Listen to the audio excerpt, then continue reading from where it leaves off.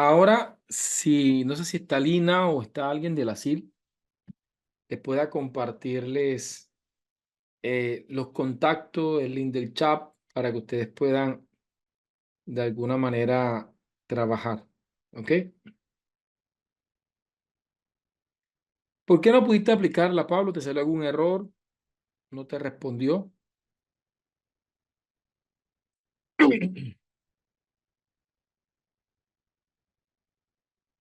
¿Ok?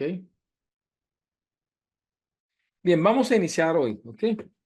Se quedó en blanco. Sí, sería muy bueno tener la oportunidad. Permítanme y comenzamos en el día de hoy. Toda su atención a este servidor, ¿ok? Vamos a trabajar un tema que es súper importante en el día de hoy, porque ya estuvimos viendo las dos clases pasadas, estuvimos viendo, trabajando sobre la inteligencia artificial en la redacción de texto. Vimos mitos, vimos realidades, vimos el tema del plagio, vimos los patrones semánticos, hicimos un pequeño ejercicio de humanización base, pero lo hicimos. Ayer estuvimos programando a ChatGPT para la redacción de texto, para que citara, para crear fuentes, para que creara referencias bibliográficas. Y terminamos haciendo como un chat para evaluar artículos desde una rúbrica que consideraba varios aspectos. Hoy vamos a trabajar el tema de epistemología del conocimiento. Y es un tema completamente fundamental. Y espero pues que pueda tener la gracia para poder llegar a ustedes y enseñarlo de la manera más asertiva posible. Quiero comenzar la clase de hoy trayendo al escenario una historia que la doctora Belkis Rojas de Escalona menciona en su libro Investigación Cualitativa, libro que está en la carpeta de apoyo. En la carpeta de apoyo les entrego más de 30 libros que tienen que ver con metodología de la investigación, algunos que son fundamentales, que son muy conocidos y que ahí van a tener acceso. ¿Me regalan un segundito?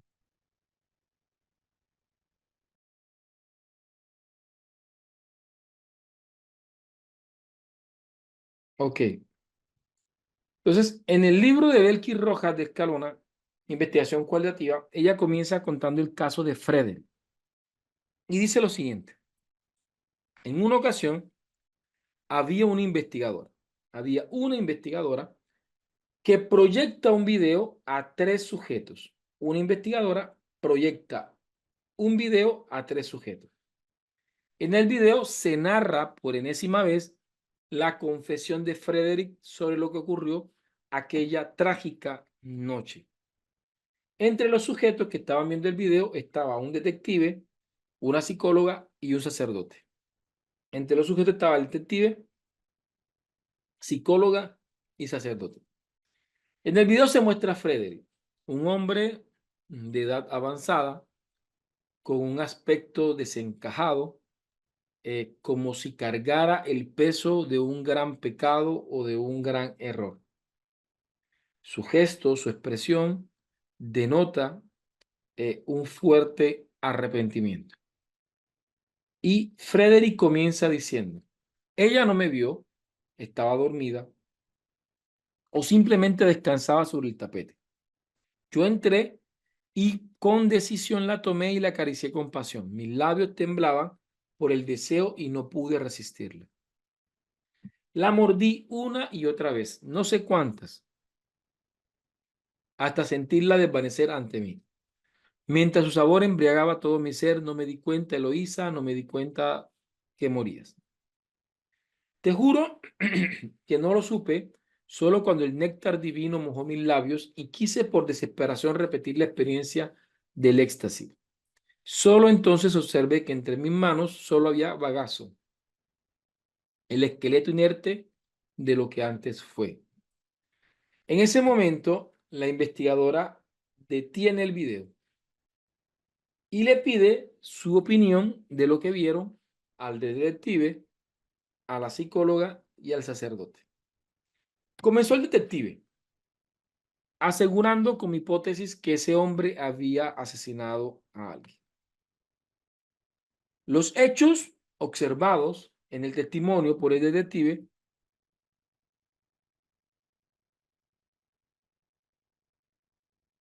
los hechos observados apuntan a que hubo un asesinato. Este hombre ha matado a alguien, una mujer. Parece un acto de canibalismo.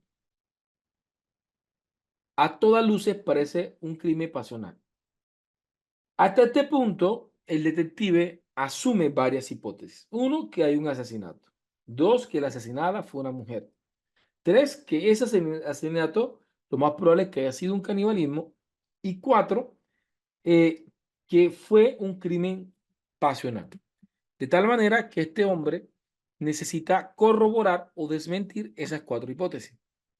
A todas luces parece un crimen pasional, pero es necesario estudiar las evidencias, las huellas digitales, el tipo de sangre, inspeccionar la escena del crimen, recolectar todos los datos que nos permitan determinar que en definitiva existe un cuerpo, existe una mujer asesinada, existe un motivo y que todo apunta hacia que Frederick fue el asesino. ¿Sí? Se necesitan pruebas que permitan determinar la realidad de lo que pasó, cómo pasó y quiénes fueron los que participaron en ese evento.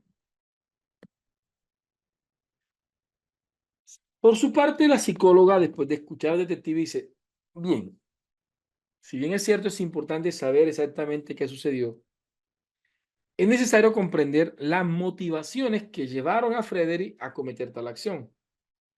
¿Qué significaba esa mujer para él? ¿Cómo el entorno de Frederick influyó en esa acción? ¿Qué relación existe entre la historia de vida de Frederick y lo que sucedió esa noche? ¿Qué significaba esa mujer para Frederick y qué termina significando ahora el evento que sucedió? En síntesis, quiero saber qué sucede en la cabeza de Frederick que lo llevó a cometer ese crimen. El sacerdote, después de haber escuchado a la detective y al detective y a la psicóloga, dice lo siguiente: creo yo que más importante es saber qué sucedió exactamente o qué pasa o qué pasó en ese momento por la cabeza de Frederick.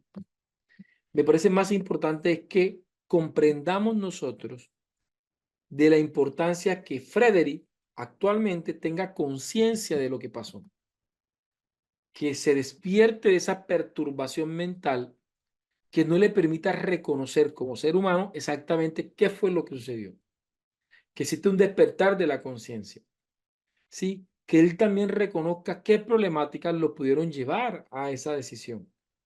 Y ahora, que asuma de manera consciente no solamente los hechos, sino sus consecuencias. Y que entonces, a partir de asumir las consecuencias, pueda emprender un nuevo camino hacia su propia liberación y su propia transformación. Entonces vemos un mismo problema. Vemos el evento de Frederick, un testimonio de una persona.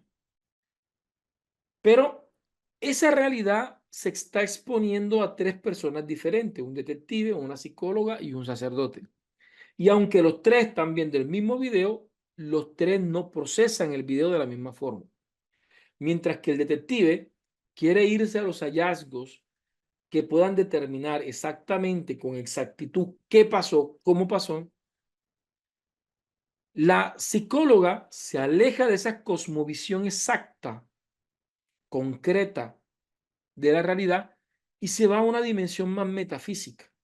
Se pregunta en el sistema de pensamientos, de sentimientos, de emociones que hacen parte del evento que sucedió.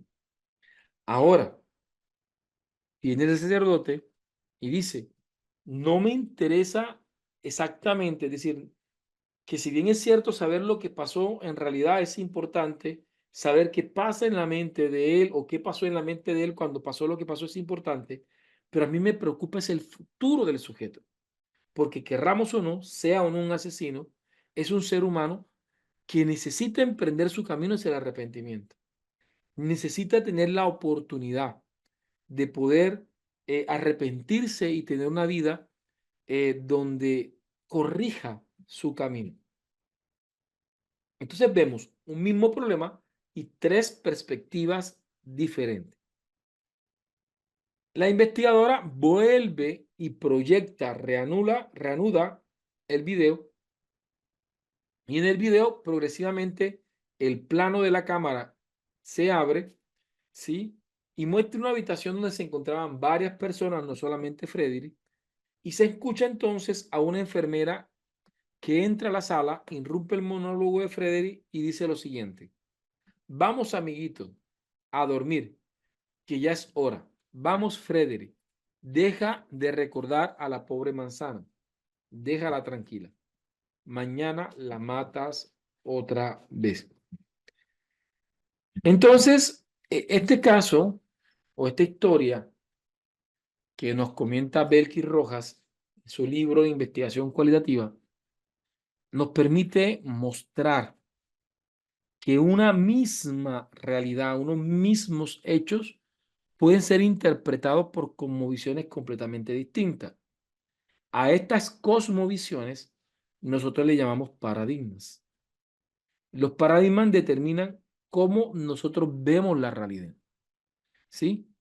Y esos paradigmas están muy influenciados por la cultura en la que nos hemos levantado y la formación que hemos recibido, ¿sí? El detective, por su formación, terminó siendo más empírico analítico. La psicóloga, por su formación, tuvo una tendencia hacia lo interpretativo y hermenéutico, mientras que el sacerdote, por su propia formación filosófica y teológica, propendió un poco más hacia lo sociocrítico.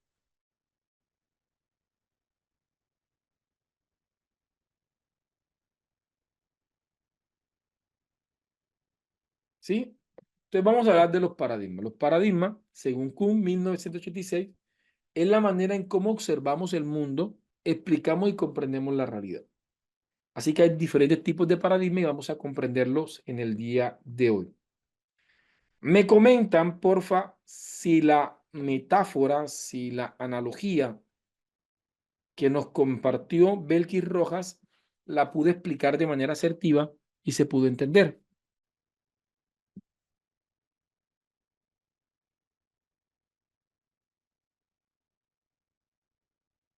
Ok, perfecto.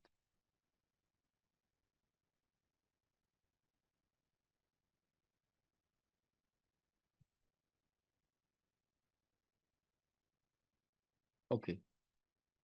Entonces,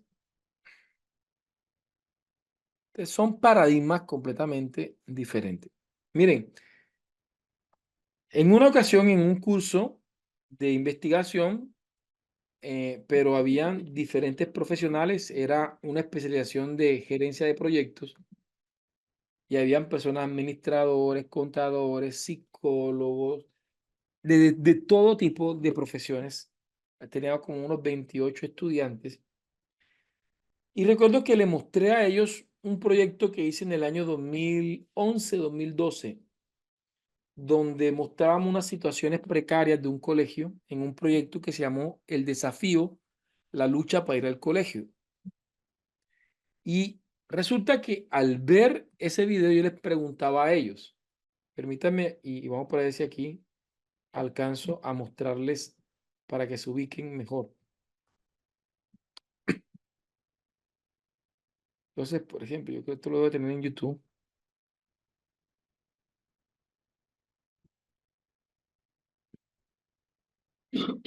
Yo les mostraba este video a ellos y en este video mostrábamos todas las dificultades que un colegio tenía que pasar para ir a la escuela, desde trayectos que ponían en peligro la vida de los docentes y estudiantes, como una carrucha donde ellos se lanzaban a una altura bastante alta para poder pasar eh, por un acantilado y poder llegar a la escuela.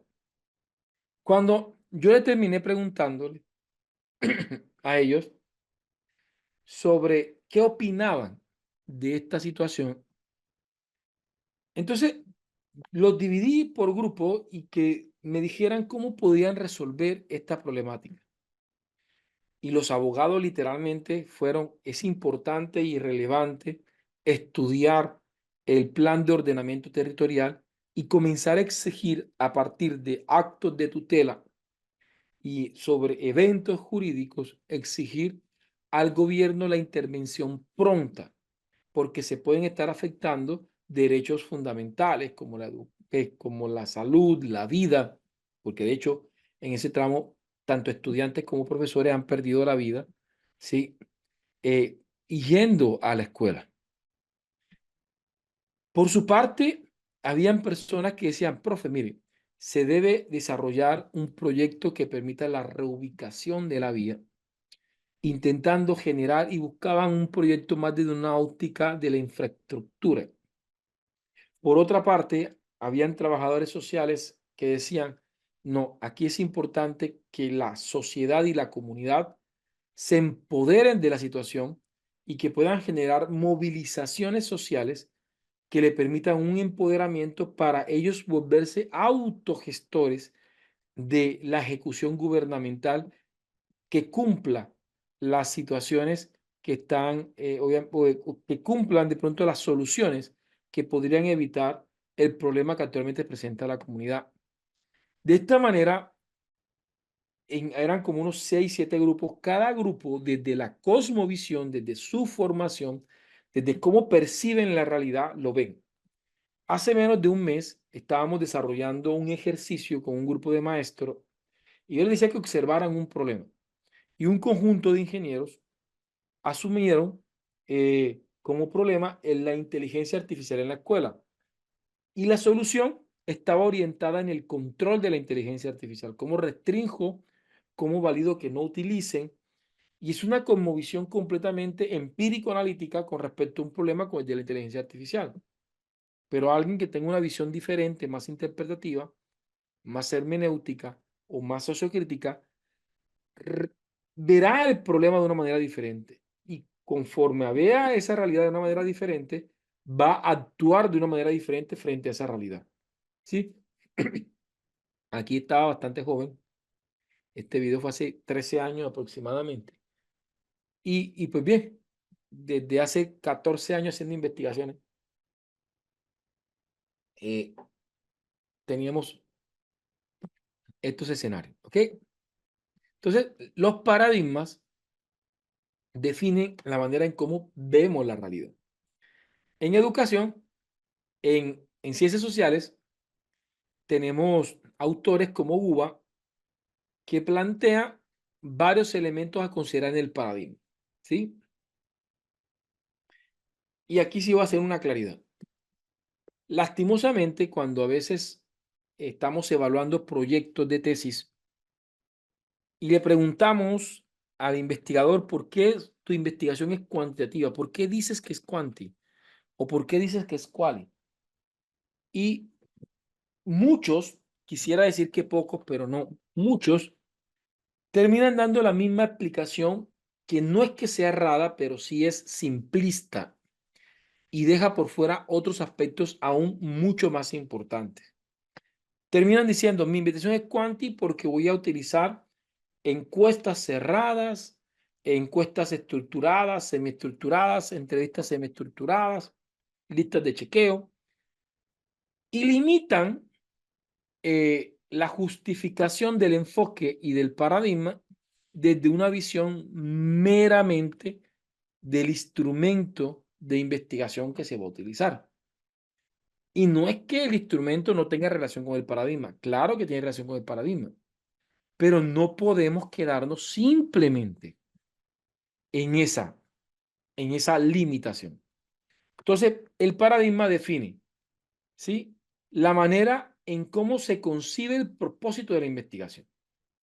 Así que vamos a adelantarnos un poquito. Vamos a ver si aquí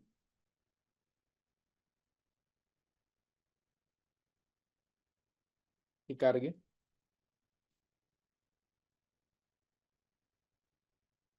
Entonces, por ejemplo, en el caso de los paradigmas, entonces están tres paradigmas en ciencias sociales.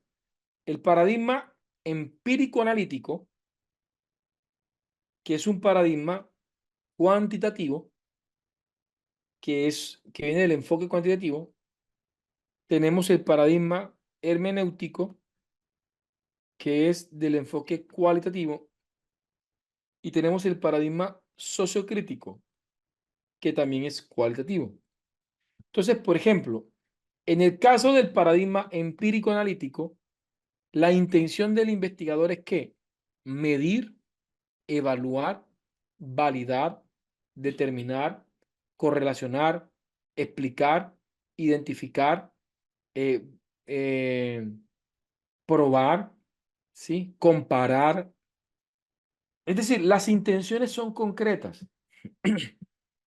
Y para definir ese evento concreto, ¿sí? Ese evento natural, físico, ese evento observable, es donde terminamos nosotros asumiendo una postura frente a la realidad y frente a la investigación. Esto hace que esta investigación sea unidireccional, que tienda a tener una causa o un efecto, que pueda tener una variable independiente y una variable dependiente, ¿sí? Y alguien me decía, profe, pero las investigaciones no experimentales no tienen variable dependiente, solamente una variable independiente. Y dije, no, la variable dependiente en las investigaciones no experimentales tienden a ocurrir de manera natural. Es decir, la variable no es manipulada por el investigador, pero están presentes. ¿Sí? Están presentes como un hecho previo a la aparición del investigador, siendo entonces la presencia del investigador un ejercicio ex post facto en términos de la relación de la variable independiente y de la variable dependiente. ¿Ok? Entonces, tenemos esa intencionalidad.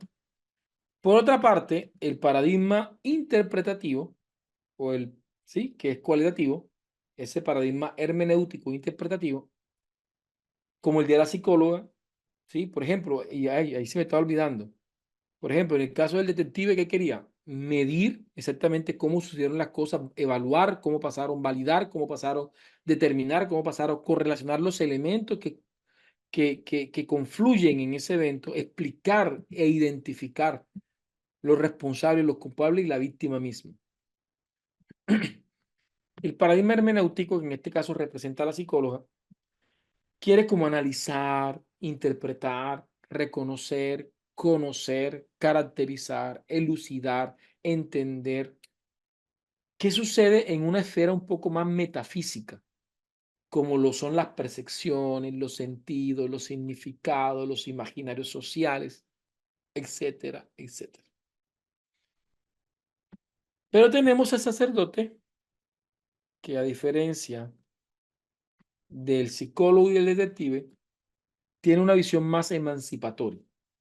El paradigma sociocrítico no se limita simplemente con entender o corroborar la realidad, sino emancipar a los actores, liberarlos, transformarlos, movilizar los estados de conciencia, cambiar la manera como hablan, cómo piensan, cómo sienten, cómo experimentan la realidad. Generar un cambio desde adentro a partir de la reflexión, la acción y la participación.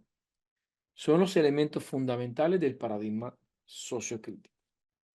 Así que cuando estamos hablando de qué tipo de investigación, desde qué tipo de paradigma, no solamente tengo que basarme en la idea del instrumento, sino cómo se concibe el propósito de la investigación desde esa fundamentación epistemológica del investigador.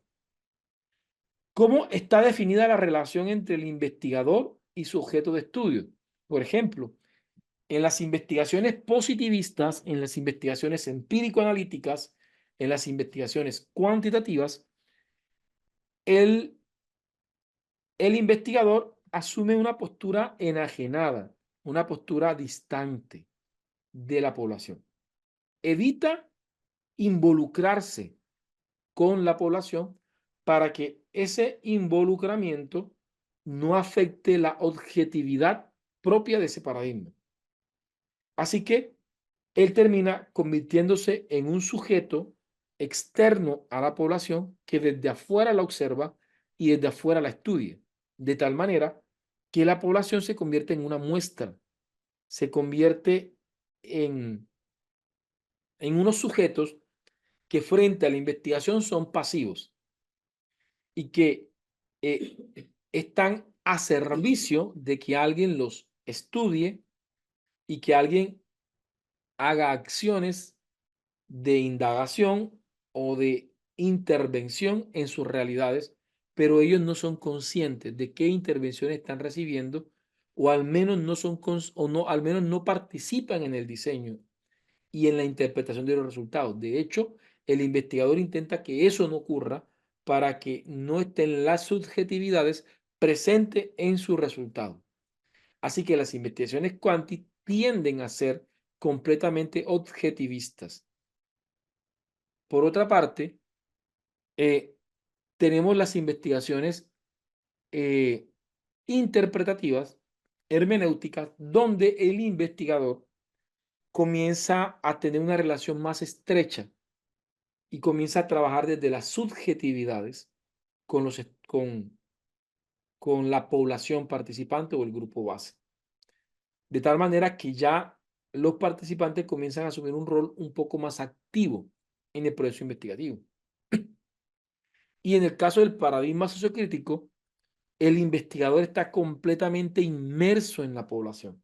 De hecho, una de las fases preliminares de las investigaciones críticas son la inmersión social, que pueda estar dentro, metido en la población, que desde la propia experiencia comienza a entender y comprender cómo la realidad, cómo los sujetos participantes experimentan la realidad.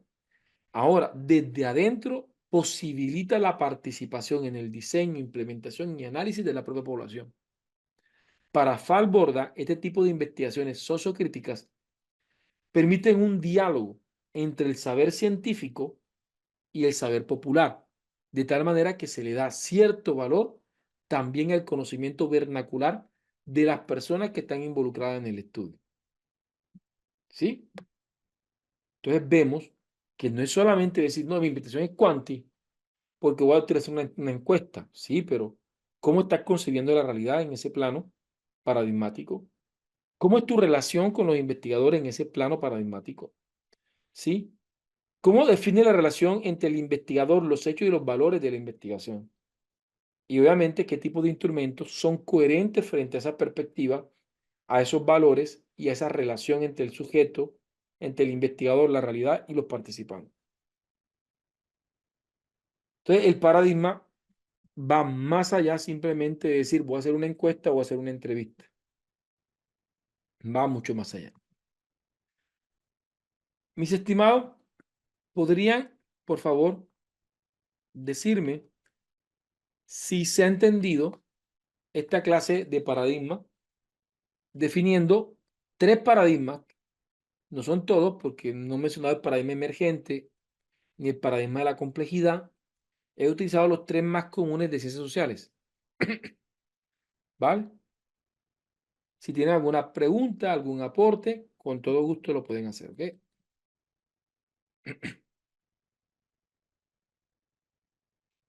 ¿Vale? Veamos a ver aquí. Hola, Miguel. Puedes, acepta la invitación para que puedas hablar, ¿vale? Buenas noches, profesor. ¿Cómo está? Saludos y bendiciones para usted por su excelente. Regálame un segundo y me pongo los auriculares para escucharte bien.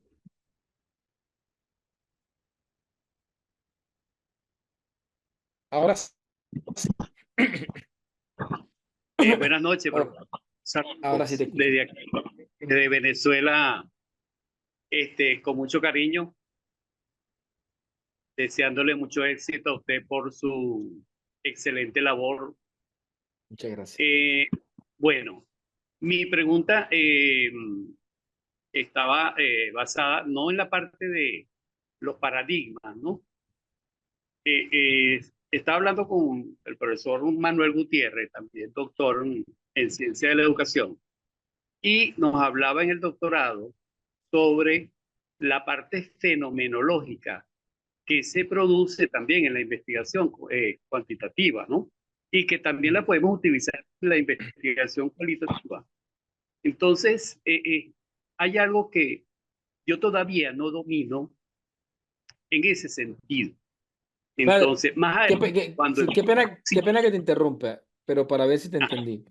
Me dice que el maestro dice que puedes atender aspectos fenomenológicos desde lo cuanti y desde lo quali. Eso fue lo que me dijiste.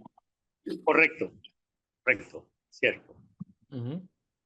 Entonces, quisiera entenderlo un poco más, pero claro, no en este momento porque se me ocurrió la idea de preguntarle esto y no quería dejarlo pasar, aunque la parte de el paradigma y los diferentes paradigmas existentes son muy importantes para la investigación.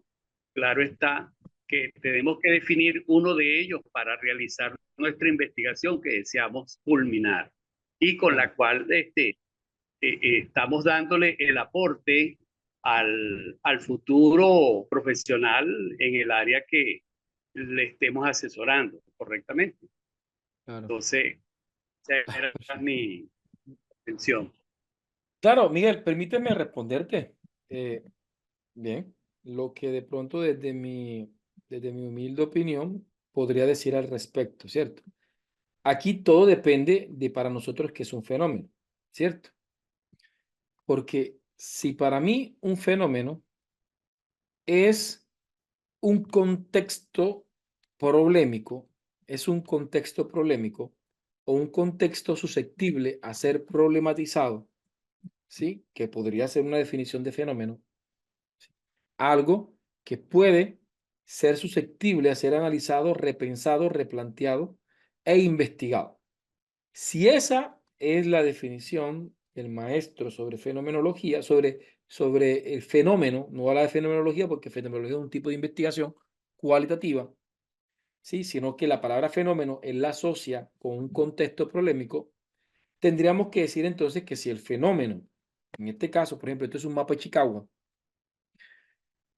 si el fenómeno yo lo estoy analizando desde una perspectiva unidireccional, una perspectiva de causa-efecto desde los fundamentos básicos del naturalismo, del positivismo, donde de alguna forma definimos que existe un problema, en este caso mala administración de las finanzas personales, y que esas finanzas personales terminan determinando lo que más adelante será el efecto o la variable dependiente, y que existen unas causas o unas causantes de ese problema que al final termino yo definiendo como una variable independiente o una causa, entonces termino haciendo una relación de causa-efecto, y entonces yo desde la cosmovisión con la que estoy observando la realidad, estoy asumiendo una postura, ¿sí? Donde yo, a partir de un conjunto de condiciones que pudiesen haberse presentado de manera natural,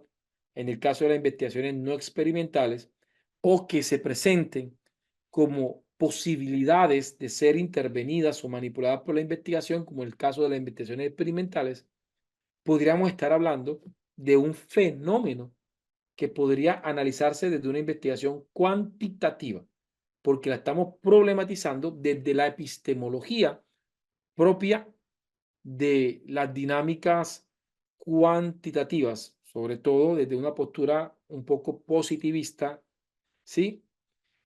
Sobre todo considerando a ciertos autores.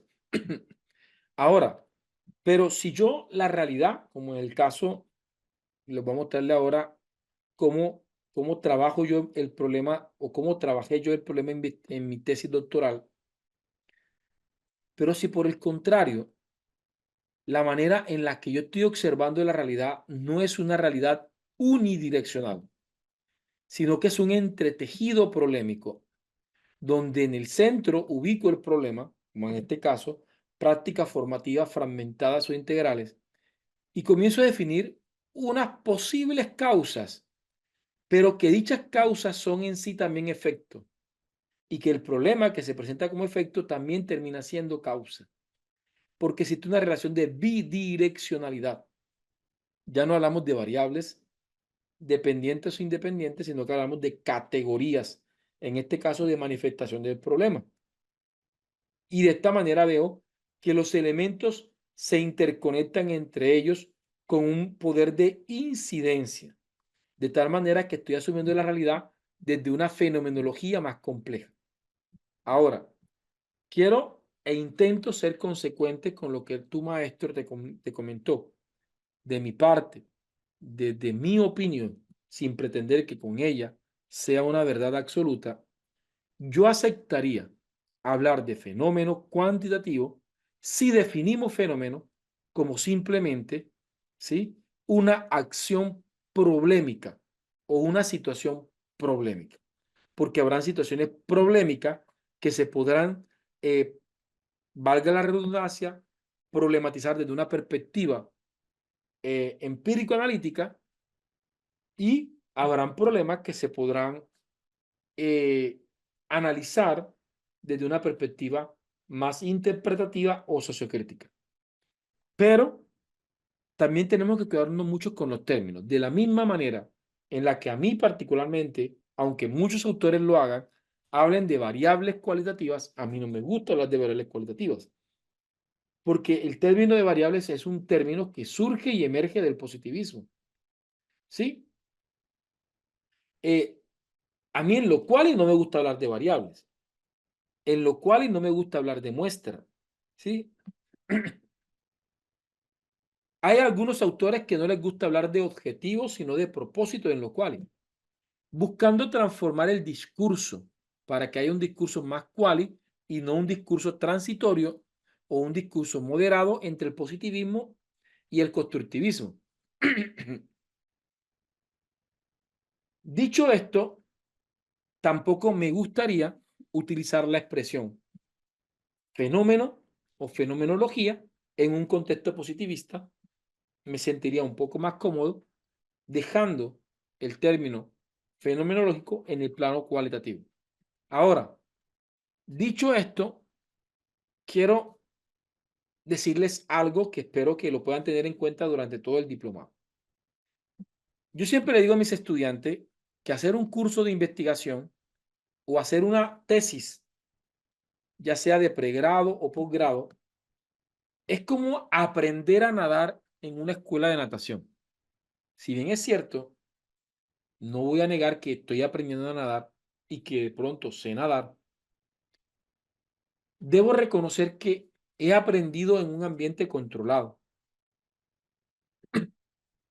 en un ambiente donde se definen ciertas orientaciones que responden a una epistemología general del conocimiento, pero que también responden a cierto tradicionalismo investigativo en las instituciones. Y yo siempre le digo a la gente, el hecho de que yo sepa nadar en una piscina no me faculta o de pronto no me debe generar la falsa confianza de tirarme en el mar a nadar bajo la complejidad del mar, donde ya no hay un ambiente controlado, ya hay olas, hay muchas variables o hay muchos elementos que hay que tener en cuenta en nadar en el océano que nadar en una piscina. Que nadar en la piscina me permita o que sea plataforma para yo después aprender a nadar en el mar es otra cosa diferente. Y mucho menos me podré lanzar a un río, ¿sí? Entonces, tenemos que considerar no solamente la epistemología general del conocimiento, sino que muchas veces también tenemos que atender el tradicionalismo institucional. Y así nos toca, pues obviamente también tener como cierto ejercicio. Ahora, también soy un crítico. ¿De qué?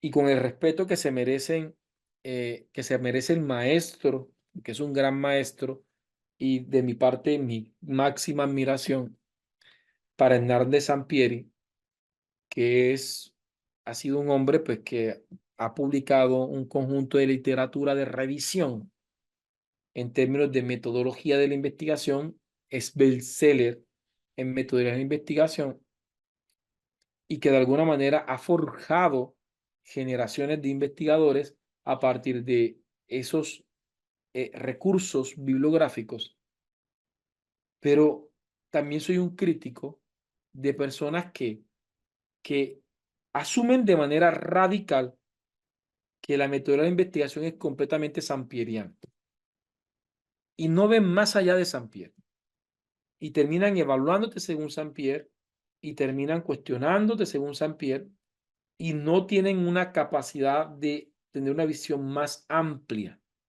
¿sí? Entonces, por ejemplo, yo no estoy familiarizado con la palabra fenómeno en el ámbito cuántico, pero queriendo aceptar que pueden existir otras percepciones, intento comprender qué pasa. Hay muchos métodos que a veces llegan y yo no los conozco, no los identifico, me toca estudiar sobre el método para poder dar orientaciones sobre unos métodos. En esto de investigación hay mucho y aún este diplomado está fundamentado en ciertos autores, ¿sí? Y con esto lo que pretendo, o mejor dicho, lejos está de que esto se convierta en una camisa de fuerza y en una verdad absoluta, ¿sí? Tenemos aquí a Nora. Hola Nora, ¿cómo estás? Te activo micrófono. ¿Algo que decir? Hola Nora.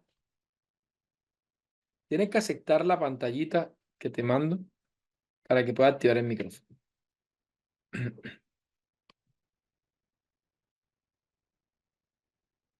Nada. Nada. Se nos fue Mara. Se nos fue Nora. Vale. Vamos a continuar. Vamos a continuar. Ujú. Ajá. Aló, Hola, hola Nora, hola, ¿cómo estás? habla Nora. Mira, te estoy llevando la secuencia, estoy muy de acuerdo contigo porque yo me inicié en la investigación experimental en un laboratorio con el doctor Escorza, que es el que estudiaba la alemaniasis y esas cuestiones. Luego me fui al positivismo, me encantó, todas mis tesis de grado han sido hacia el área de positivismo y la última, la del doctorado, la hice con investigación cualitativa para experimentar, para tirarme en esa piscina que tú estás hablando. ¿Ves? Sí, Sí. y poder hacer triangulaciones como lo hizo la escritora, con tres formas de pensar, tres posiciones, formaciones diferentes, el del cura, el del investigador y detective, disculpa, y psicólogo, y poder categorizar esa triangulación de las posiciones de cada uno. En una oportunidad hice un trabajo con El crimen del padre Amaro, que eso es un libro, una película mexicana, y lo hice de esa manera. Muy bueno. Formas de pensar para poder sacar el producto del trabajo investigativo. Me parece perfecto. Ya me voy a seguir a aprender a nadar, voy a seguir en esta cuestión de la investigación cualitativa. Vale. Voy ¿cómo es? A incentivar a los tesistas, sobre todo los del área del doctorado, porque esa es la investigación que hay producción, por lo que es más social. Bueno, eso era lo que quería decir. Te estoy No, llevando a la muchas gracias. secuencia y estoy de acuerdo contigo. Muchas gracias, mi estimada Nora. Vale, mi estimado Robert, continúo y te doy la palabrita más para ir como avanzando. Entonces, tal cual como nos decía la compañera, en temas de paradigma, por ejemplo, el naturalismo de Darwin, el positivismo, comenzaron a definir por muchos años cómo se debía definir el método científico, cada uno de sus métodos, siendo Auguste Comte, Stuart y Durkheim, en el caso del ámbito de las ciencias sociales, autores que predominaron en el positivismo y que dieron unas bases fundamentales para el positivismo. Entonces, ¿qué asumimos? Que el positivismo, que alimenta el enfoque cuantitativo, parte de una observación completamente empírica, se busca la medición siempre cuantitativa, se busca la neutralidad del investigador, por eso es que el investigador se enajena por completo. Y aquí es donde la gente me dice, pero hay investigaciones mixtas. Y yo, pues obviamente, también debo reconocer que existe, y de hecho, conozco varias investigaciones mixtas excelentes y actualmente estoy desarrollando presenté una propuesta de investigación para financiación donde estoy trabajando una investigación de carácter mixta. Pero tenemos que tener en cuenta que estos paradigmas no se pueden mezclar de manera arbitraria. Y permítanme ponerles otro ejemplo. Por un momento, imagínense que hay dos personas, un bacteriólogo y un pintor, ¿sí? Resulta que el bacteriólogo, para hacer lo que hace, necesita un laboratorio que, se ha dicho de paso, debe estar esterilizado y debe tener todas las precauciones para que nada del ambiente contamine las muestras. De tal manera que el bacteriólogo necesitará pues tener todos los implementos de esterilización para que ni siquiera su cuerpo contamine la muestra. ¿Sí? Por su parte, vemos a un pintor que tiene su taller, pero a diferencia del bacteriólogo, está completamente sucio, impregnado de sus herramientas, de pintura, de todo, y su taller de pronto también refleja precisamente la complejidad propia del artista. Hablemos de investigación mixta. Por un momento imaginémonos que el bacteriólogo decide visitar al pintor. Le toca la puerta de su taller y le dice: hola amigo, ¿cómo estás? ¿Puedo entrar? Y el pintor le dice: claro, entra, bienvenido. El bacteriólogo entra, no tiene problema con entrar. Él entra.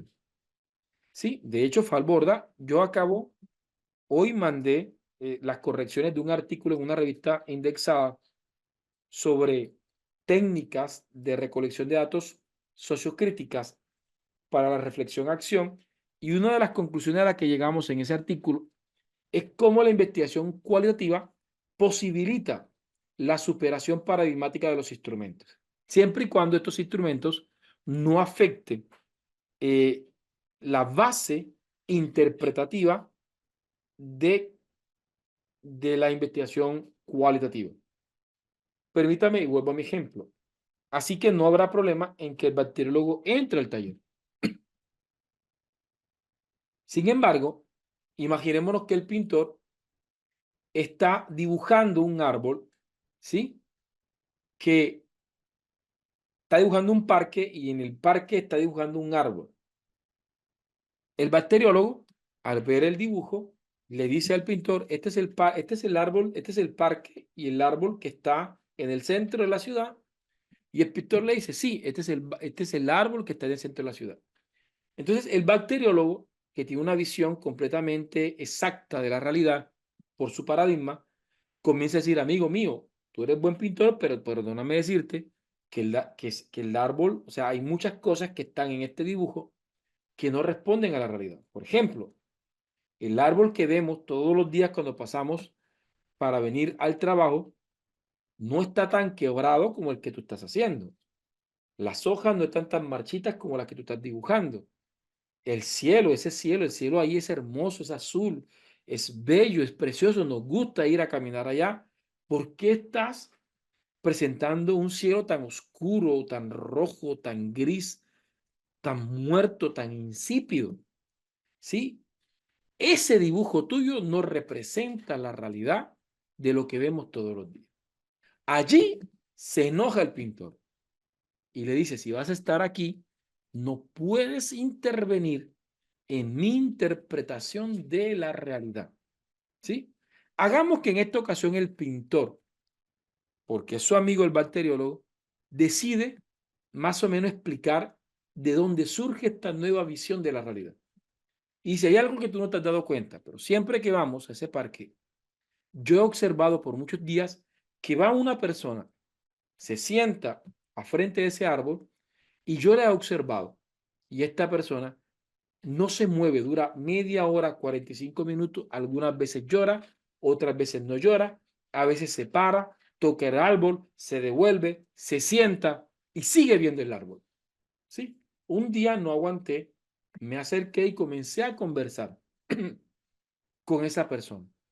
Y me cuenta que venía con frecuencia a este parque con su hijo pequeño.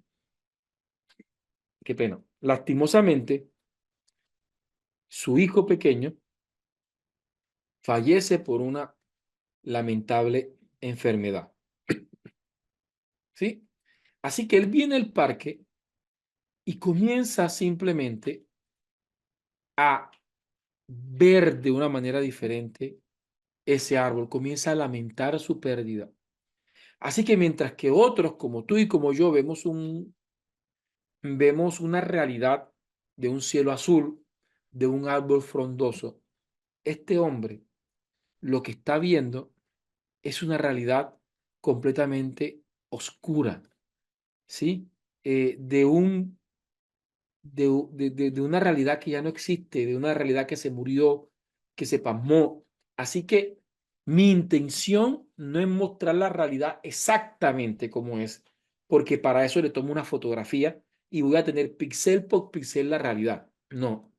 En esta oportunidad, lo que yo quiero es poder plasmar en un dibujo cómo este sujeto está observando la realidad. No la realidad, valga la redundancia, real, sino una realidad interpretada, una realidad como la están viendo ellos, ¿sí? Como la están viendo esta persona. Y ahí que le va a hacer la observación. Y yo, si vas a estar aquí, siéntate, pero no incidas, no influyas en cómo estoy interpretando la realidad. Estoy tomando en cuenta la historia de vida del sujeto, estoy teniendo en cuenta los testimonios que me contó, cómo se desahogó conmigo el día que hablé con él y estoy intentando plasmar en una obra subjetiva, ¿sí? Esa realidad. Ahora, cambiemos de escenario. Cambiemos de escenario. Ahora tenemos que el pintor va y le toca la puerta al laboratorio del bacteriólogo. Hola, ¿cómo estás? ¿Puedo entrar? Y el bacteriólogo, sin siquiera dejarlo dar un pie, le dices, no, no puedes entrar. ¿Sí? ¿Por qué no puedo entrar? Regáleme aquí. ¿Por qué no puedo entrar? Se me está apagando el computador. No puedes entrar porque puedes contaminar. ¿Sí? Porque con tu ropa sucia de pintura, porque la manera en cómo estás presente es un riesgo para todas las muestras que yo tengo acá. Así que tenemos que tener mucho cuidado cuando estamos haciendo investigaciones mixtas. De hecho, las investigaciones mixtas terminan haciendo ejercicios de perspectiva. Es decir, si debo tener o podría proponer dos preguntas, una quanti y una quali, o una quali y una quanti. Debería tener unos objetivos que son completamente quanti y quizás uno o dos que sean quali, o viceversa. Y en teoría deberíamos estar trabajando dos fases completamente distintas, porque las acciones no se pueden mezclar. Y esto me tocó enseñárselo a un estudiante de psicología, porque resulta que ella estaba haciendo una investigación sobre el síndrome de Burnout de unas mujeres que hacían parte de una fundación. Pero resulta que ella estaba haciendo la investigación en el mismo lugar donde estaba haciendo las prácticas profesionales. Y resulta, la investigación de ella era cuantitativa. Resulta que habíamos planeado, vamos a poner un ejemplo, para el 15 de octubre hacer un instrumento de recolección de datos para poder diagnosticar, en este caso, la variable independiente que vendrá siendo la presencia del síndrome de Burnout. en los participantes en la muestra. Y ella, que ha interactuado con la muestra, da fe que al observar se percata de que existen elementos que podrían dar indicio a presencia de síndrome de Burnout. Sin embargo, hay que generar un instrumento, ¿sí?, que permita un diagnóstico un poco más formal o validado. Pero resulta que cuando ella aplica el instrumento y tabula la información, me dice que está sorprendida, porque lo que está en el instrumento no refleja lo que ella observa, ¿sí?, en la misma población, como si algo hubiese afectado la recolección de los datos. Y yo le pregunté, ¿por casualidad tú has tenido alguna intervención adicional a la recolección? Y me dijo, profe, en la pasantía, como estoy haciendo la pasantía en el mismo lugar con la misma persona, me tocó una semana antes dar una charla sobre inteligencia emocional y sobre temas asociados a las inteligencias interpersonal e intrapersonal. Entonces yo le decía, lastimosamente contaminaste la muestra, porque resulta que esa acción o ese taller o ese ejercicio cualitativo que desarrolló ahora se convierte en una variable extraña para el estudio empírico analítico o para el estudio cuantitativo, de tal manera que ahora estas personas no están respondiendo lo que realmente piensan, sino que tienen una influencia de un taller cualitativo que en este momento está generando una afectación. Así que no es que no sea posible las investigaciones mixtas, metodológicamente son posibles, son permitidas y hay muchos autores que hablan de ellas y que las promocionan, pero hay que tener mucho cuidado porque no es un ejercicio de mezclar actividades y yo soy de los que pienso que para hacer una investigación mixta el investigador debe tener experticia en ambos métodos. Tiene que dominar el método empírico analítico y tiene que dominar el método interpretativo o el sociocrítico. De lo contrario, va a ser un dolor de cabeza. ¿Vale?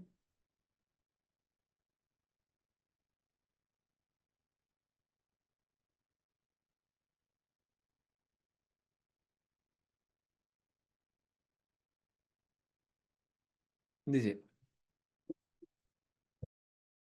no, pues hay investigaciones que son completamente, por ejemplo, hay investigación, una investigación experimental es completamente cuantitativa, no todas son mixtas, no. Estoy poniendo un ejemplo de lo mixto.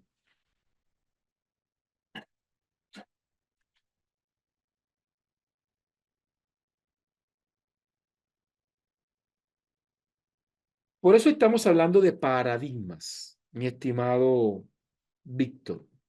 Lo que tú dices es cierto, Víctor, desde la postura paradigmática del positivismo. ¿Sí? Es decir, lo que estás diciendo, Víctor, es real desde el positivismo. ¿Cierto? Pero el positivismo no es la única corriente de pensamiento en el mundo. Y ahí es donde tenemos que ver. Y te voy a poner un ejemplo sencillo. Sí, un ejemplo sencillo. Y tiene que ver con la investigación o con la gestión de proyectos gubernamentales. ¿Sí? El gobierno dice, tenemos que aumentar la cobertura en salud. Perfecto. Para de contar. Y dice, perfecto, necesitamos crear centros de salud en todas las comunidades que sea posible porque tengo que aumentar el nivel de cobertura de la salud. Y decir, a través de números, que pasamos de una cobertura del 40% a una cobertura del 55%. Necesito aumentar el 15% de la cobertura.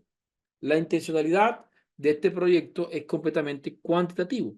Su intencionalidad es aumentar el nivel de la cobertura. Se desarrolla el proyecto desde una perspectiva completamente materialista, ¿cierto? Decimos, perfecto, allá en el resguardo indígena que confluyen unas 30 comunidades indígenas, vamos a poner un centro de salud. Resulta que los estudios cuantitativos arrojan, pues, que obviamente que los planos tienen que ser de tal manera, que las medidas tienen que ser de tal, los médicos, los especialistas, y todo desde la ciencia exacta. Resulta que ya construyeron la clínica, pero resulta que al mes, 2 meses, se da cuenta que el nivel de asistencia de la comunidad al centro médico es irrisorio, ¿sí? Por ejemplo, que el 10% o el 15% o el 20% de la población es la que está acudiendo a los servicios médicos. Y aunque tienen un centro médico estratégicamente ubicado, resulta que no va. ¿Por qué? Porque este proyecto simplemente se ha desarrollado desde una cosmovisión que es completamente empírico, analítica, completamente exacta, datos, números, concretos. Pero me encuentro con unas complejidades que son completamente metafísicas, como el imaginario social, las percepciones, los sentidos. Y esto termina siendo una nueva realidad, que obviamente quien viene de las investigaciones empírico-analíticas es de pronto incapaz, por su propia cosmovisión de pensamiento, reconocer esta realidad. De hecho, y aquí lo vamos, de hecho, el mismo Auguste Comte hablaba de 3 tipos de estado. Y el primer estado, que era el estado teológico o ficticio, ¿sí?, lo descartaba. Decía, esto no es conocimiento científico. El segundo estado, que es el estado metafísico o abstracto, es de la mente, es del pensamiento, es de los sentimientos, es de las subjetividades, ¿sí?, tampoco lo reconocía. Así que el único estado propio para las investigaciones científicas, según el positivismo, es el estado científico o positivo. Así que, Víctor, tú estás configurado en esta perspectiva de pensamiento, ¿sí? Pero ya sea por curiosidad, quizás te sentiste motivado a participar de un diplomado de investigación cualitativa, que es otra postura de pensamiento completamente diferente, ¿sí? Y que ha demostrado su pertinencia. Yo vengo de ciencia exacta, yo soy ingeniero, y para mí, y te entiendo, no es fácil comprender esto, porque es una manera diferente de ver la realidad. Son otras cosmovisiones. El positivismo niega esas realidades, ¿sí? Y eso sería una corriente de pensamiento que es el que conocemos propio de las ciencias exactas. Pongamos un ejemplo. La educación formal en sus inicios, con la aparición del conductivismo. El conductivismo surge del positivismo y del naturalismo de Darwin. Y autores como Pavlov, como Watson, como Skinner, desarrollaban su investigación desde lo observable, desde lo que se puede medir, de esa realidad que yo puedo palpar, ¿sí?, de aquello que se puede determinar desde el método científico, en este caso positivo. Sí, y por eso se llama conductivismo, porque ellos no podían trabajar, no concebían trabajar con algo que no fuera físico, como el pensamiento. De hecho, para Pavlov y Watson, la mente se reducía a la manera en cómo las personas actúan, en cómo las personas actúan producto de los estímulos y la respuesta. Así que todo el conductivismo se basó en estímulo y respuesta. Pavlov, aprendizaje asociativo, estímulo-respuesta. ¿Sí? Watson, con Albert, estímulo-respuesta. Skinner, con el método condicionante, estímulo y respuesta. Y así concebía la educación. Y de hecho, nuestros papás nos decían, la letra con sangre entra, acudiendo a un dicho de algunos conductivistas extremos que, utilizando las teorías de Skinner, utilizaban el maltrato físico para desarrollarlo. Ahora, hablemos de la historia de la humanidad.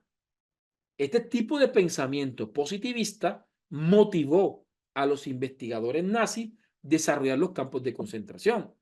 Eso fue un experimento completamente conductivista, sin pretender que el conductivismo de manera directa estuviese promoviendo un genocidio como el de los nazis. Pero los nazis, desde su ideología, asumían que si modificaban el ambiente a partir de castigos, de masacres, de muerte, podían reducir a toda una población, ¿sí? A toda una población a convertir o actuar de una manera determinante. Pero les invito a que lean el libro El hombre en la búsqueda de sentido de Víctor Frank. Víctor Frank, un reconocido neuropsiquiatra, ¿sí?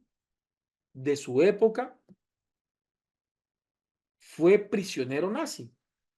Lo capturaron, tenía familia, tenía padre, tenía hijo. Un día tenía esposa, tenía amigos, tenía padre, era reconocido. Llegan los nazis, se llevan a todos los judíos, entre ellos a Víctor Frank. Dura 2 o 3 años en los campos de concentración nazi, y allí dentro replantea toda esa teoría y dice: entre el estímulo y la respuesta hay una pequeña ventana donde opera la voluntad del hombre.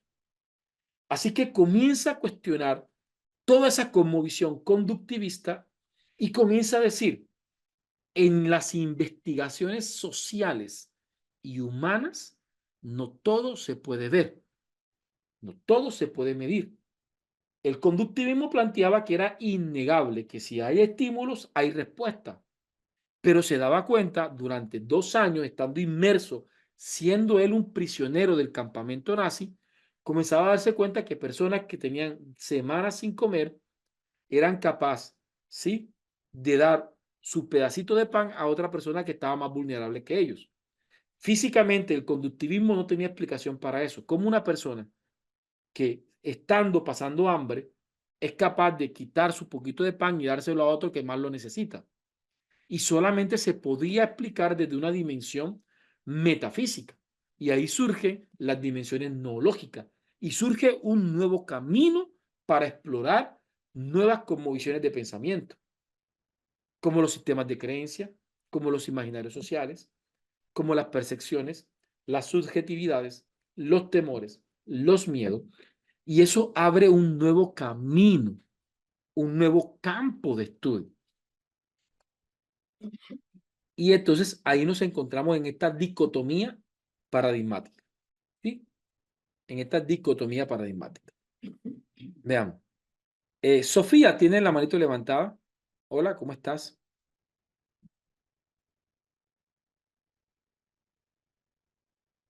Hola. ¿Se está entendiendo lo que hemos dicho? ¿Me comentan, porfa? ¿Sí?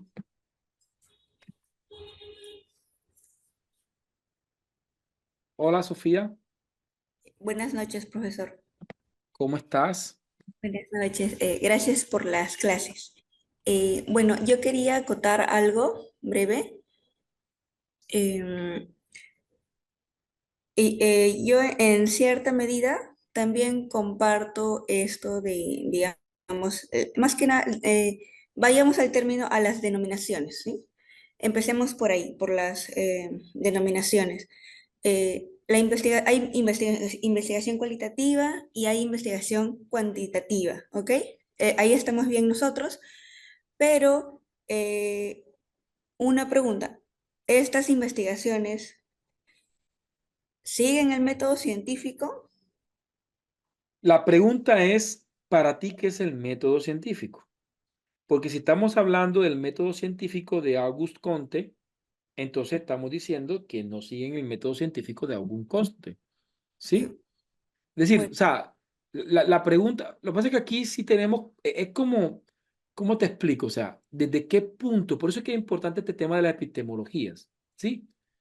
Es decir, ¿desde qué punto de pensamiento te estás parando? O sea, ¿desde qué corriente de pensamiento te estás parando? ¿Ya? el método científico no es único, es decir, yo al menos lo comprendo así, ¿no? El método científico es como el conjunto totalizador en donde se enmarcan todos los tipos de investigaciones, tanto las investigaciones del nivel cualitativo, que corresponderían a, ¿no? a investigaciones exploratorias, y las investigaciones que van peldaños arriba, es decir, las investigaciones cuantitativas que basados ya en profundas o profusas investigaciones exploratorias ya van subiendo escaleras, ¿no? Es decir, ya no es exploratorio, ahora es descriptivo. ¿Por qué? Porque se empieza a conocer más y más de lo que se está estudiando. Cuando ya también hay una base sólida en este aspecto, en el nivel descriptivo, entiendo que va avanzando hacia niveles ya de asociación, y ahí aparece, ¿no? la correlación. Bien. Y más arriba ya, cuando ya se reúne diversos criterios de causalidad, ¿no? Aparecen más criterios de causalidad y ya aparece las investigaciones en nivel explicativo, ¿no? Y ahí puede haber o no experimentación. Y de aquí se va sumando y subimos otro peldaño y ya vamos al aplicativo y al nivel predictivo. Bueno, al menos, digamos, yo lo comprendía así, ¿no? No, por eso es que es bueno estas clases para Sí, claro, no, nos- sí, Sofía, y bien, si te das cuenta y haciendo un poquito análisis discursivo, ¿cierto? Al escucharte, hacer un análisis discursivo de cómo te expresas, entonces ahí alcanzamos a ver precisamente cómo hay algunos métodos que por su propia naturaleza comienzan de pronto a sobreponerse desde lo que ellos consideran que es obviamente el método científico puro o propio, era que me estaba hablando de unos peldaños, ¿sí? Ese ejercicio, pues bien, reconocemos la investigación quali como método científico, pero pues bien, seamos honestos, es solamente los niveles aplicativos, explicativos, ¿sí? Los cuales de pronto dan una evidencia concreta de un método científico más validado. De hecho, todavía hay personas que consideran que las ciencias de la educación no son ciencias, son pseudociencias, que la pedagogía que se aborda desde un nivel interpretativo es una pseudociencia y no es una ciencia. ¿Por qué? Porque quizás no responde a ciertos lineamientos que desde una corriente de pensamiento determina que algo es o no es un método científico completo, porque son completamente equidistantes, ¿sí? Ahora, la pregunta es, ¿hasta qué punto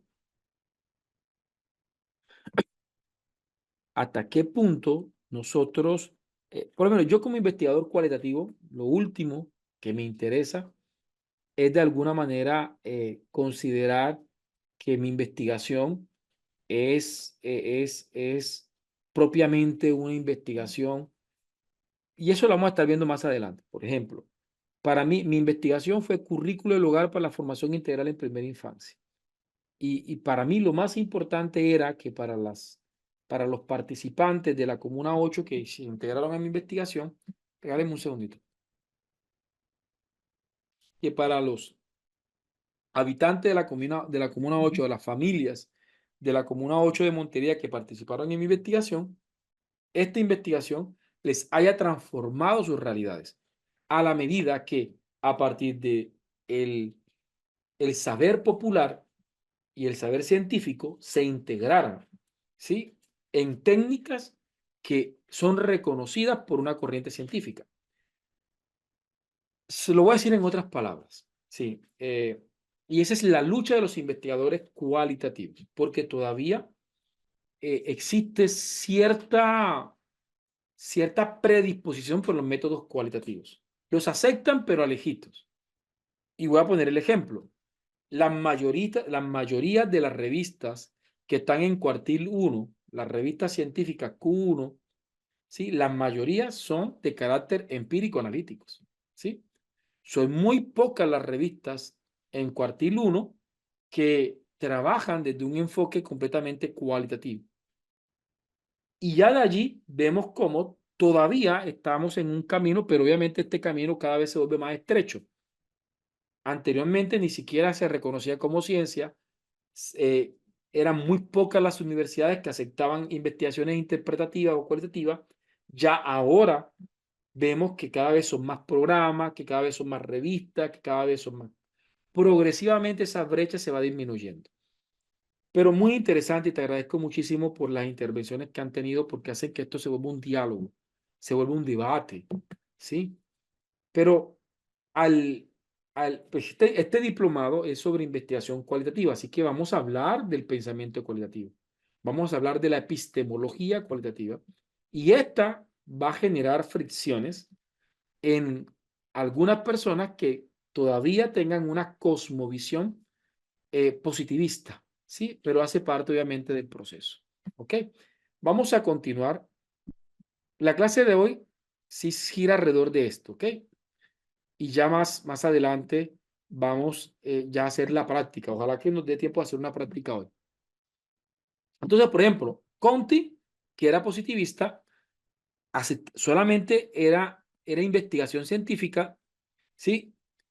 Aquello que se podría eh, observar. Y miren que, hablando de las investigaciones sociales, uno de los primeros investigadores sociales que fue Emily Durkheim fue un positivista.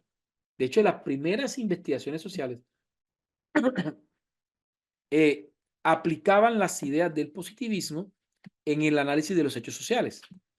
Así que Durkheim dio origen a las ciencias sociales, pero desde el positivismo. Como la psicología nació desde el positivismo. ¿Sí? La educación con el conductivismo nació del positivismo. Pero fue en el siglo XX, con el surgimiento del constructivismo y del enfoque cualitativo, donde en el siglo XX se asumió a la investigación cualitativa como un paradigma emergente. Siglo XXI. Ya el paradigma emergente no es el cualitativo. Ya el paradigma emergente, que ya es un paradigma completamente diferente al quanti y al quali, es el paradigma de las investigaciones complejas. Tendríamos que leer a Carlos Delgado, a Edgar Morán, ¿sí? A Carlos Delgado, a Carlos Maldonado, que en su libro Investigaciones Complejas o Investigaciones desde la Complejidad, ya hablamos de una realidad completamente diferente. Ya hablamos de una realidad local, ya hablamos de unas investigaciones no disciplinarias o interdisciplinarias, sino que ya hablamos de investigaciones transdisciplinarias. Ya hablamos de la teoría del caos, ya hablamos de la matemática cuántica, ya hablamos del metaverso. Es decir, vamos para adelante, ¿sí? Por un tiempo era el positivismo, después como paradigma emergente sale el cualitativo, se mantuvo el cualitativo y ahora el paradigma emergente es el paradigma de la complejidad, ¿sí? Y ahora pues estamos a ventanas de algo completamente diferente a lo que hemos venido trabajando desde la perspectiva tradicional de la investigación. ¿Ok? Entonces, para Durkheim, pues las investigaciones eran completamente positivistas, tal como lo decíamos, ¿sí? Se distinguen los hechos sociales de los físicos, se da la importancia a la objetividad, se subestima y se aleja de la subjetividad y de la intersubjetividad, no se tienen en cuenta, ¿sí? Se busca la funcionalidad, se busca la generalización, ¿sí? Se buscan conceptos más grandes, ¿ya? De esta manera las investigaciones cuanti terminan, y esto nos lo decía la compañía, terminan siendo descriptivas, correlacionales, experimentales, cuasi experimentales, ¿sí? Y en eso, pues, ¿cómo es que se llama? Hernández Sampier lo explica muy bien. Dice, enfoque cuantitativo, paradigma empírico analítico. Estoy citando a Sampier. Paradigma empírico analítico. Y ahí vienen las investigaciones, las no experimentales, donde se manipula la variable independiente, donde no se manipula la variable independiente, donde la variable independiente surge de manera natural. Un ejemplo, voy a investigar cómo incide el abuso sexual en el desarrollo de las habilidades socioemocionales. Si tenemos como variable independiente el abuso sexual, es una variable que yo no puedo manipular. Me toca buscar un escenario donde esta variable haya surgido de manera natural. Una fundación que atienda a personas que han sido víctimas de abuso sexual. ¿Sí? Entonces, llego, ya la variable independiente pasó y yo voy a hacer un estudio, ya sea transversal o longitudinal, frente a las variables dependientes. Estamos hablando de lo cuántico. Así se trabaja lo cuántico. Y que esto puede tener, según lo dijo la compañera, un alcance exploratorio, descriptivo, explicativo, correlacional, aplicativo o proyectivo, porque también se asumen las investigaciones proyectivas. Y lo tendríamos de esa manera. Pero surgen otras corrientes de pensamiento. Entonces, Durkheim mantiene en las ciencias sociales una ideología de pensamiento que no da cabida a las cosas que sí vamos a estar trabajando en este diplomado.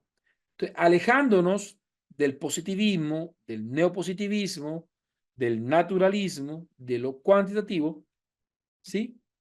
Vamos a estar abriéndonos hacia lo cual. Para terminar, cuantitativo, las existencias de las cosas independientes del pensamiento. El pensamiento se reduce a una manifestación del estímulo externo. ¿Quién dice eso? Lo dijo Skinner. La realidad tiene que ser empírica, objetiva y material. Lo que nos decía el compañero Víctor. Profe, qué pena, pero la realidad es la realidad y la interpretación de la realidad es la interpretación de la realidad. ¿Sí? Responde a una cosmovisión de pensamiento. Es una manera de pensar con respecto al conocimiento que de esta se puede construir. A esto se llama realidad epistémica. ¿Sí? Pero resulta que aquí surgen diferencias significativas. Por ejemplo, las investigaciones cuantitativas terminan siendo analíticas, ¿sí? Mientras que las cuales terminan siendo holísticas. Estas terminan siendo unidireccionales y estas terminan siendo espirales. Estas pueden ser experimentales o no experimentales, ¿sí? Mientras que estas surgen de los fenómenos naturales, la fenomenología natural de los hechos. Esta se basa en eventos probabilísticos extensivos, mientras estas se debate en eventos intensivos, profundos y comprensivos. Esta busca una realidad empírica, mientras que esta busca una realidad constructivista y dialógica. Son enfoques completamente diferentes. Ahora, yo les felicito por estar acá, por aceptar la invitación, por aceptar la investigación en el diplomado cualitativo, ¿sí? Porque muchos de pronto vinieron con la curiosidad de aprender. Pero les voy a dar el mismo consejo que como ingeniero me dio la doctora Isabel Sierra alguna vez en mi vida. Me dijo, como ingeniero llegas a aprender de lo cualitativo, la pregunta es, ¿cuánto estás dispuesto a desaprender? ¿Sí? ¿Cuánto estás dispuesto a soltar los brazos, de tenerlos cruzados y escuchar y repensar las cosmovisiones que tienen? Particularmente me enamoré de lo quali cuando comencé a implementarlo. Muchos de ustedes dirán, no, me gusta lo positivista, me gusta lo cuanti, pero necesito comprender más o menos lo quali porque me toca estar evaluando proyectos y necesito comprenderlo. Bien. En mi caso fue un amor a segunda vista. Al principio no me gustó, pero después cuando lo entendí fue muy difícil salir de lo cual. Pero me toca hacer investigaciones cuanti, la he desarrollado y no tengo problema con desarrollar investigaciones cuanti. Las investigaciones cuanti son deductivas, mientras que las investigaciones cuales son inductivas. Profe, ¿por qué estamos hablando todo esto si este diplomado se va a centrar en inteligencia artificial? Porque el principal recurso de la inteligencia artificial es el intelectualismo de quien la usa. Así que para poder construir PROM eficiente, se necesita saber de metodología y de epistemología del conocimiento.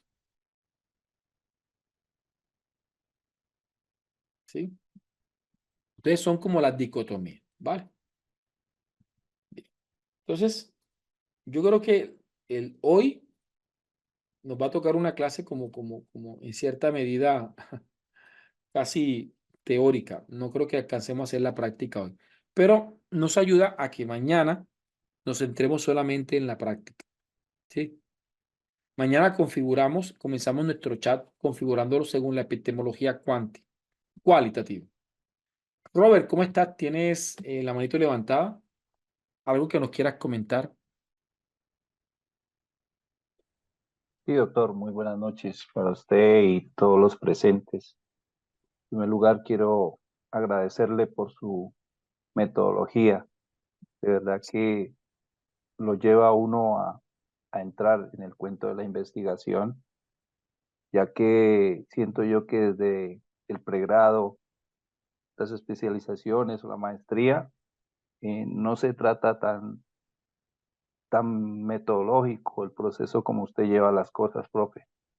Entonces, quiero con todo respeto y con la venia de los demás doctores presentes y compañeros, hacerle entender que yo estoy haciendo un doctorado, estoy iniciando en este proceso, ¿sí? Y soy licenciado en educación física, tengo una maestría en gestión de la tecnología educativa y 2 especializaciones en informática y aplicación de TIC. Como docente de educación física he tomado en el doctorado la idea de trabajar la psicomotricidad, ¿sí? La psicomotricidad, como sabemos, tiene su enfoque desde la mente y el cuerpo. ¿Qué he notado yo? Que la psicomotricidad pues lleva al ser a formarlo en su parte corporal, en su parte mental, ¿sí? O sea que lo lleva a desarrollar una parte emocional, afectiva y cognitiva, según los autores, ¿sí? Pero ¿qué noto yo en mi región? Que por falta de material didáctico, por falta de capacitación docente o docentes especialistas en el área, la comunidad con el tiempo o los estudiantes no llegan a ese proceso de tener una buena cognición y trabajo emocional por el contexto donde se vive, ¿sí? En mi caso, dentro de mi colegio, porque soy docente, tenemos muchos hogares en un alto porcentaje que son disfuncionales, ¿sí? O viven con la abuela, o viven solo con la madre, con el padre, y esto afecta mucho, ¿sí? En el desarrollo, como digo, cognitivo, emocional, y, y a largo plazo, pues afecta. Entonces, doctor, yo quiero que, desde este punto de vista, quiero trabajar desde la parte cualitativa, ¿sí? Pero como usted hablaba anteriormente, de las causas y efectos que tiene esto. Entonces quiero que me asesore con el respeto de los presentes en esa parte. Vale, perfecto. No, sí, vas a tener el diplomado como una oportunidad para, para poder, eh, para poder ir de pronto progresivamente repensando. Por ejemplo, lo que vamos a hacer mañana, de mañana en adelante, ojalá que lo puedas aplicar con tu estudio, dándole los datos a la inteligencia artificial, mostrándole más o menos lo que de pronto pueden necesitar. Quiero decir, te respondo durante todo el diplomado porque para responderte tengo que seguir avanzando y progresivamente ir presentando precisamente pues algunas características de lo que acabas de mencionar. Pero sí, cuando ya en tus perturbaciones cognitivas comienzas a darte cuenta que hoy no hay una causa, sino múltiples causas y que estas causas no tienen una relación unidireccional de causa-efecto, sino que estas causas pueden ser un poco más complejas, donde, por ejemplo, de qué manera influye el contexto familiar en las actitudes del estudiante en el aula de clase, pero también cómo influye las actitudes del estudiante en el aula de clase en las dinámicas familiares. Mire que hay una relación bidireccional. Entonces, ya desde allí está teniendo un acercamiento a lo cual. te estás dando cuenta que quizás no quieres resolver el problema a nivel de mundo. Tu objetivo no va a ser que lo que tú hagas aquí en esta institución educativa sirva para todo el planeta y que sea una receta como lo Quanti. Por ejemplo, si yo hago una vacuna contra el sarampión aquí, debe servir aquí en la mayoría de las partes del mundo. Porque el resultado de la investigación Quanti es la generalización, ¿sí? Por eso tienden a ser deductivas. Van de lo general a lo específico. Mientras que las investigaciones Quali tienden a ser inductivas. Es decir, a mí lo que me interesa es comprender la realidad de este contexto en particular y a partir de ese contexto en particular impactarlo de manera significativa. Así que no busco una muestra representativa como lo cuantitativo, más bien busco una población significativa que haga parte de mi investigación. Son cosmovisiones completamente distintas. Como el tiempo se nos está yendo bastante rápido, permítanme socializarles de manera rápida la carpeta a la que escribiéndole al asilo ustedes pueden tener acceso. En esta carpeta yo le he puesto a ustedes por ejemplo, una carpeta que se llama libros de apoyo. Aquí, a la fecha de hoy, pero puedo ir metiendo más, tienen más de 30 libros que trabajan investigaciones cualitativas de etnografía, de fenomenología, de teoría fundamentada, de cartografía social, ¿sí? De técnicas de recolección de datos cualitativa y de hecho hasta los mismos libros de Hernández Sampieri, hay como unos 3 libros de Hernández Sampieri allí. Y les comparto una colección de aproximadamente casi 11 libros de Falsborda para el tema de las investigaciones sociocríticas. Así que tienen más de 30 y pico libros a su disposición y que van a seguir aumentando porque voy a seguir poniendo más. 2, van a encontrar ejemplos de PRON. Por ejemplo, aquí tengo un chat completo donde estaba trabajando una investigación de tipo investigación-acción participativa. Es decir, aquí van a tener la conversación completa que tuve con la inteligencia artificial para hacer una investigación-acción participativa.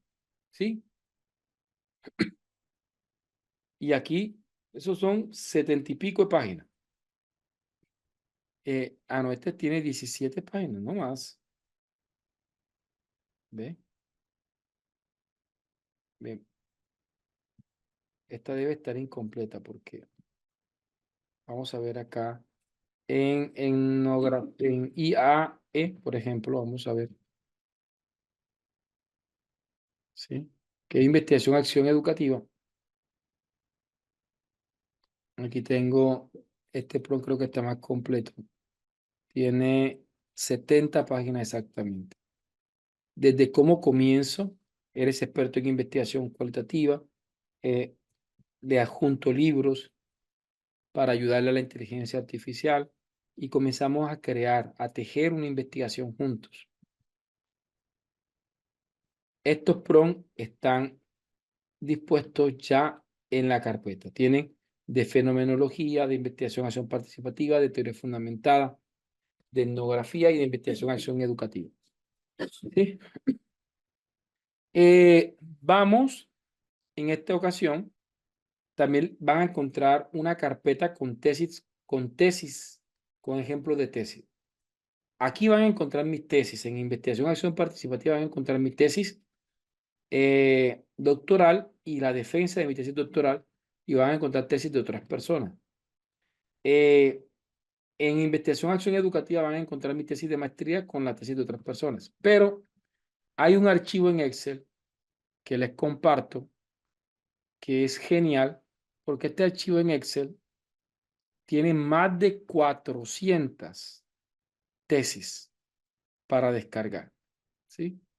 Y eso es full para un investigador y ahí lo puedes ubicar con palabras claves por año, ¿sí?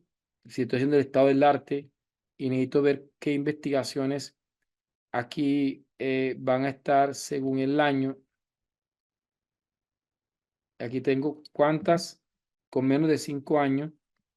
Vamos a ver aquí hasta 19.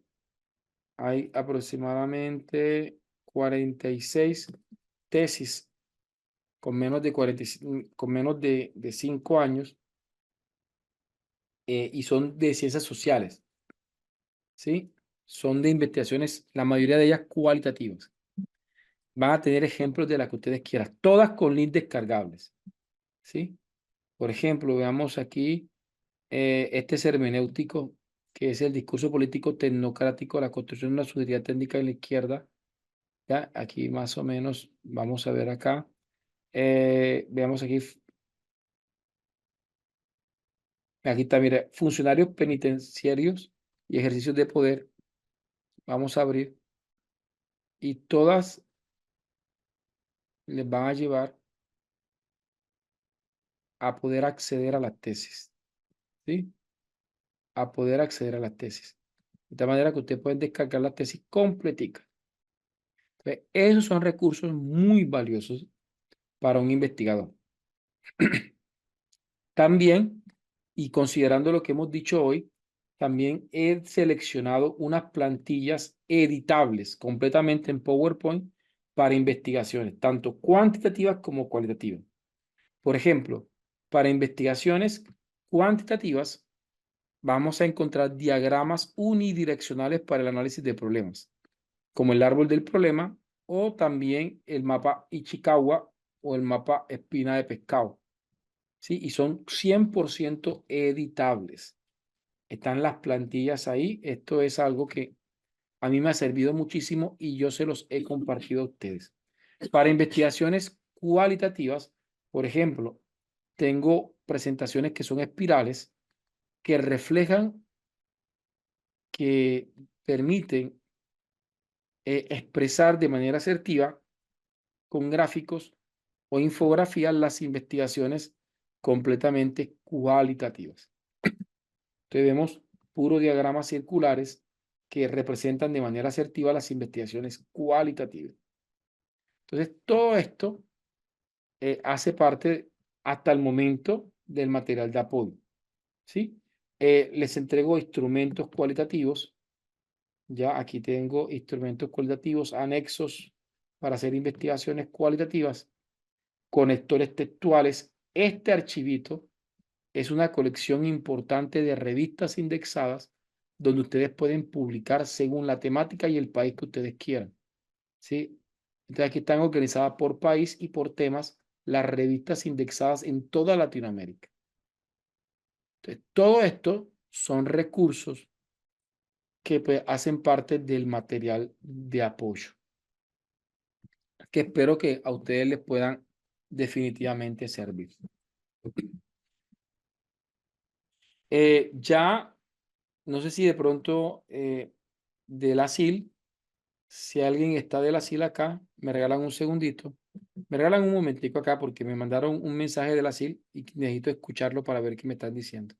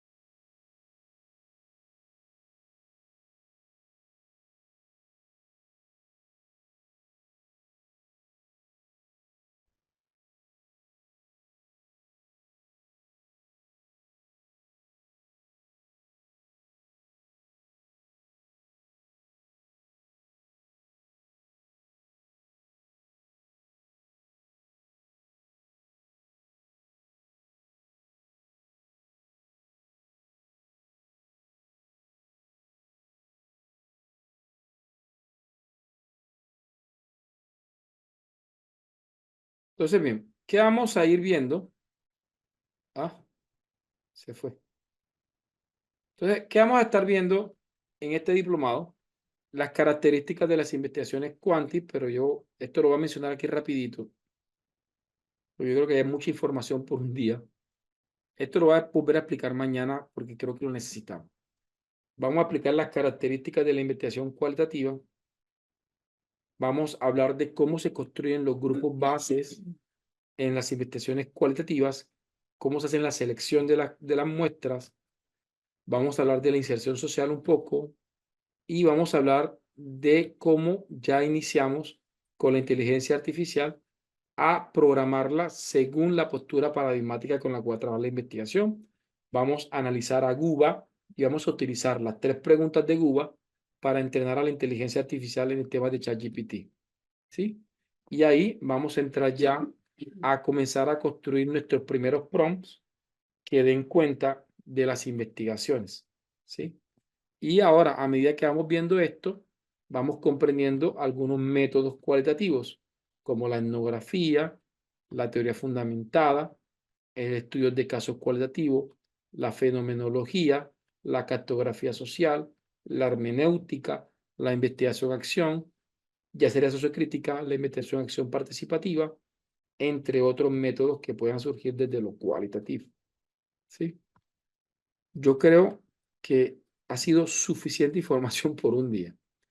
Cuénteme cómo se sintieron el día de hoy. Fue una clase muy diferente a la del lunes, a la del martes. Creo que esta es la clase con más teoría de aquí en adelante. ¿Vale? Belsi, sí, por ejemplo, PROM de teoría fundamentada es investigación, dice, investigación hermenéutica propiamente dicha del derecho. Podríamos hacer un PROM para eso.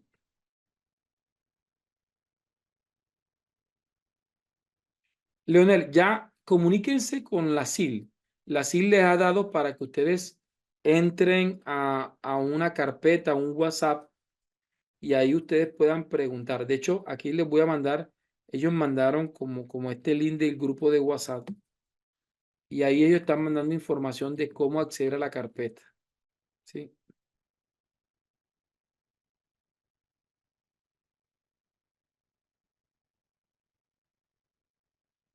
Willy, ¿me estás preguntando o me estás afirmando? Dice, profe, no tiene... O sea, cuando hablamos de paradigma hermenéutico, etnografía es de paradigma hermenéutico. Fenomenología es paradigma hermenéutico. ¿Sí? Teoría fundamental es paradigma hermenéutico. Ahora, si me estás hablando de hermenéutica propiamente dicha como método o como tipo de investigación, como el círculo hermenéutico, como la hermenéutica teológica o como la hermenéutica del derecho, ya allí vamos a estar incluyendo material. Sí, mis presentaciones todas están. Y no solamente están mis presentaciones, sino que he compartido las presentaciones que he tenido en asesorías.